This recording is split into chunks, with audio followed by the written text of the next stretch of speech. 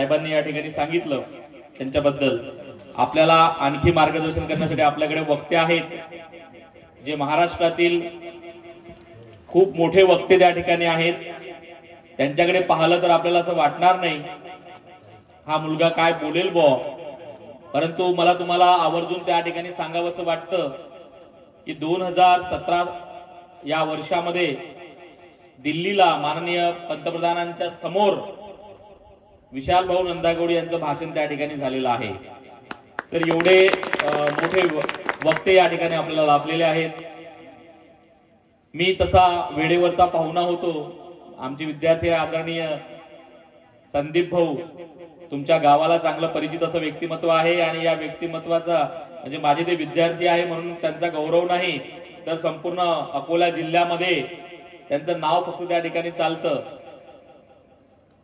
या ठिकाणी उपस्थित सर्वप्रथम सन्माननीय जे आपल्या गावामधील सेवानिवृत्त झालेले सर्व व्यक्ती आहेत, जे नोकरीमध्ये आहेत किंवा जे नुकताच नोकरीला लागलेले आहेत, या सर्व मान्यवरांचा सत्कार या ठिकाणी करण्याचं ठरलं। मित्रांनो, सत्कार करण्यासाठी देखील फार मोठं मन लागतं। ते प्रत्येक जणामध्ये त्या ठिकाणी डेव्हलप व्हावं असं त्या ठिकाणी मला वाटतं, कारण की आपण सन्मान दिला तरच सन्मान मिळतो। Give respect and take respect असं त्या ठिकाणी संबोधलं जातं। जगातला कुठलाही पुरस्कार मिळाला तरी जेवढा आनंद आपल्याला होत नसतो तेवढा आनंद आपल्या गावामध्ये आपल्या माणसांसोबत झालेला जो सत्कार असतो त्याचा फार मोठा आनंद त्या ठिकाणी असतो, कारण की प्रत्येकाला आपल्या गावाची ओढ त्या ठिकाणी असते, तो या जगामध्ये कुठेही असो।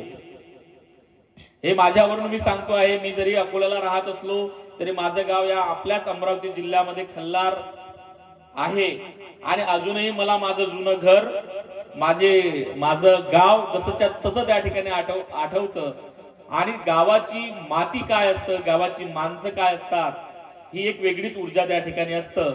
हे महान असं कार्य या सर्व मंडळींनी त्या ठिकाणी घडून आणलं। सर्वप्रथम त्यांच्यासाठी एक जोरदार टाळ्या आपण त्या ठिकाणी वाजवल्या पाहिजे।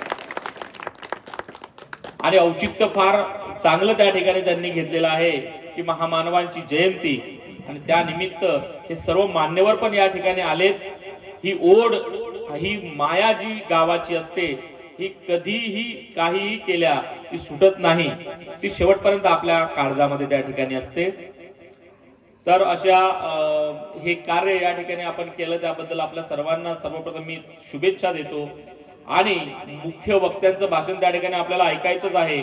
फक्त एकच उदाहरण त्या ठिकाणी अनेक पैलू सोनवणे साहेबांनी त्या ठिकाणी सांगितलं।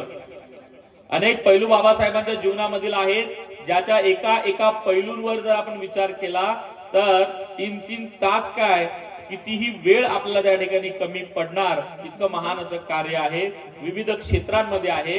परंतु आज या ठिकाणी मला हे चिमुरडे विद्यार्थी दिसतात, काही आणखी विद्यार्थी आहेत। तर सातत्य काय असतं, कंटिन्यूशन मध्ये काम करणं काय असतं, हे साहेबांकडनं आपण त्या ठिकाणी शिकलो पाहिजे। त्यांचे एक सचिव त्या ठिकाणी होते, मुख्य सचिव, जे बाबासाहेबांसोबत शेवटपर्यंत त्या ठिकाणी राहिले। त्यांचं नाव आपल्या सर्वांना माहिती असेल, ज्ञानचंद रत्तू। त्यांनी त्यांच्या पुस्तकामध्ये हा प्रसंग त्या ठिकाणी लिहून ठेवलेला आहे। आणि म्हणून बाबासाहेब नेहमी म्हणायचे की वाचाल तर वाचाल, अन्यथा मराल, असं म्हटलं तरी हरकत नाही।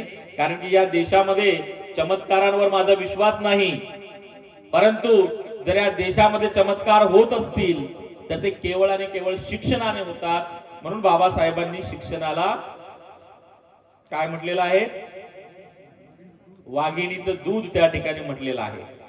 असो, तर तो प्रसंग मी तुम्हाला या ठिकाणी सांगतो आहे। बाबासाहेब काम करत बसलेले आहे, लिहित बसलेले आहे टेबलवर।